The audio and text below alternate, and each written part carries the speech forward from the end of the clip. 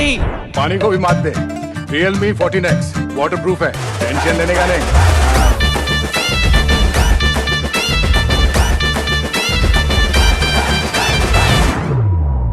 घिसा के भी रगड़े।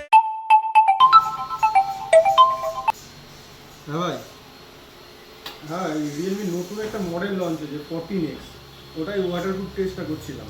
IP69 সাথে পাবি ফোনটা, এবং এটা 15,000 টাকার মধ্যে দাম থাকবে। দুর্দান্ত ফোন করেছে, 6000 mAh এর ব্যাটারির সঙ্গে।